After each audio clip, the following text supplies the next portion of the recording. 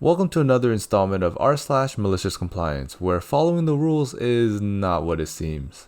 As always, if you like these videos and feel like supporting me, please hit that like button and consider subscribing, as this all really helps my channel grow and pushes me to create more videos. Our first story of the day was posted by rs-Torak, the day I was hired and fired by a law firm. So this is about 5 years ago. I worked as a chef at a bakery. It was my job to make everything but the baked goods. Every morning the baker and I would walk in at about 4 a.m. and knock out all the food needed for the day. This would leave me ready to go home around 10 a.m. or so. This also put us at the perfect time to deliver online orders. It was common for companies or other entities to place large catering orders with us. The baker and I would split them down the middle and deliver them on our way home. The delivery in question was for Bob, Dick, and Harry, attorneys at law. I have never delivered to BD&H before, but they were a regular of sorts. Every financial quarter, they would hold a huge meeting. This meeting would require roughly $700 of bagels and bagel accessories. This spread included 8 dozen bagels, all 10 of our flavors of cream cheese, pastries, brownies, and enough coffee to power a college dorm through finals week. My passenger seat, entire back seat, and entire trunk was filled with food. Now, BD&H is located on the 9th floor of a commercial skyscraper deep in an industrial complex downtown. Parking was non-existent. There were meters outside the building, but I knew I would need close to 10 trips to deliver all this food, and didn't have a lot of change on me. Company policy was to just pay whatever fines I needed to park and then turn in my receipts. The money would end up on my next paycheck. So the building has its own parking garage, so I pull in. The security guard, let's call him Sam, stops me and says the parking garage is for employees only. I happily show him my delivery invoice and offer him a bagel.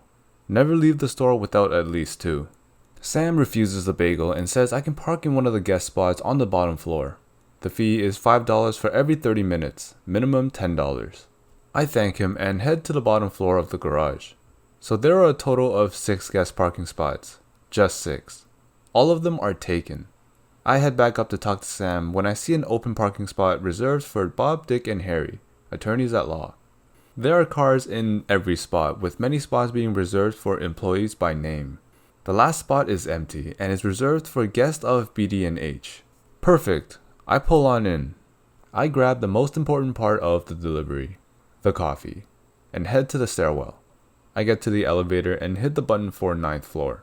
The elevator asks for my employee ID card. Well, crud. So I try the lobby. That works. From there, it's 9 flights of stairs until I'm outside the law firm of Bob, Dick, and Harry. After introducing myself, I am shown the room where the meeting will take place. A table is set aside for me. I set down the coffee and head down for trip number 2. This is when I see Sam talking to the receptionist. He runs over and starts shouting at me.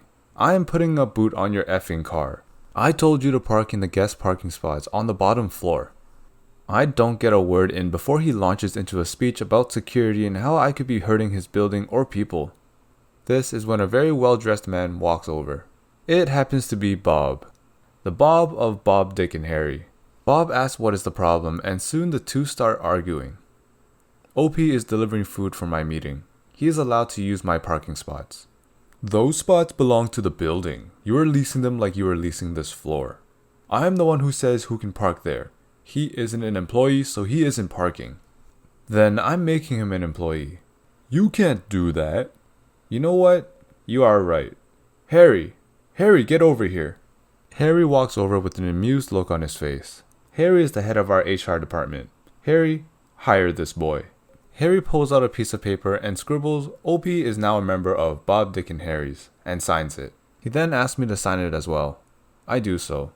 Bob reaches over to the receptionist, who is already grabbing some things. Here is your employee badge, your parking permit, and your elevator key.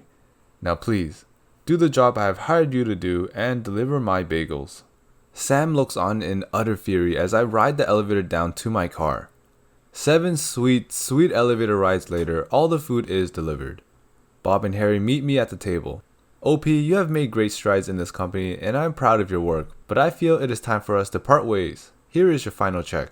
Bob then hands me a crisp $50 bill and your severance package. Now please be sure to return your badge and card on the way out. Harry hands me $20 and sends me on my way. The receptionist is sure to validate the parking ticket that Sam gave me, and I head out. On the way out, Sam grins at me and asks for my ticket. I place it in the machine in his station. It sees the validation I got and lets me get out for free. Sam glares at me as I drive off into the late morning sun. TLDR. Security guard says I didn't work there, so I can't park here. Client pretends to hire me to get around the rules. Never argue with lawyers. I find that a lot of security guards are like Sam, who are very insecure and feel the need to try to assert their dominance and authority over you. And when you challenge them, it makes them very, very upset.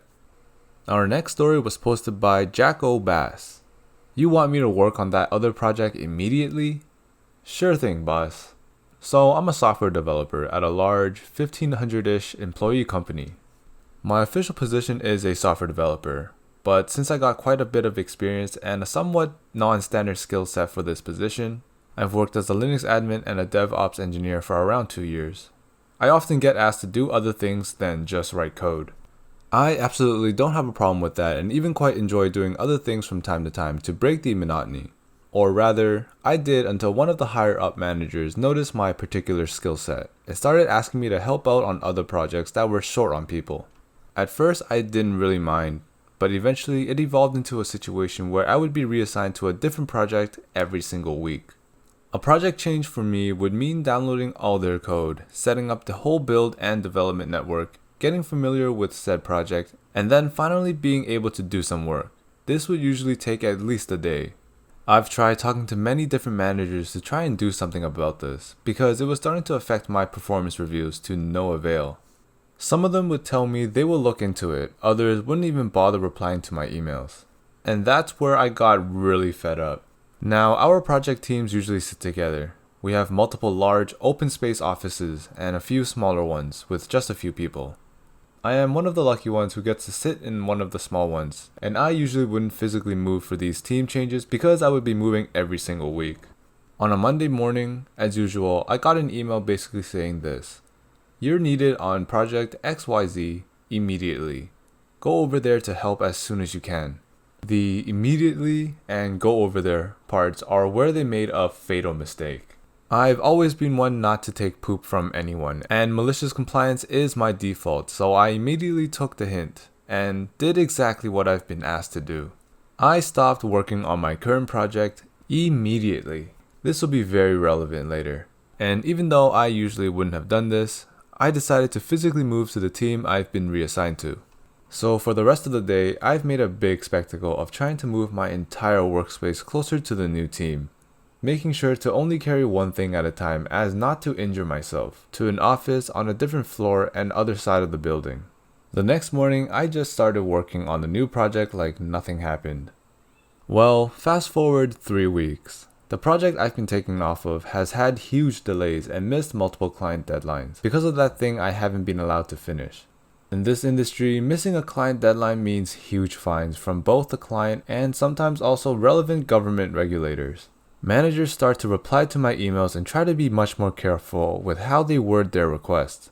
I haven't been asked to switch projects for 3 weeks now.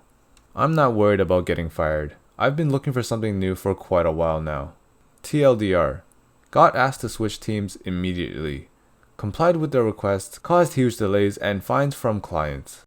I feel like this happens in all different industries. Many managers never know what's going on in their projects or the work that's being done by the people that they manage. This happens particularly in upper management and executive levels, where a decision or rule is made and makes no sense, but the people under them are too scared to say anything about it, which leads to the manager thinking that everything is fine until poop hits the fan, and they have to find someone to blame. And it's almost always some random employee with no authority or someone in middle management. You gotta love corporate America. That concludes this episode of r/maliciouscompliance.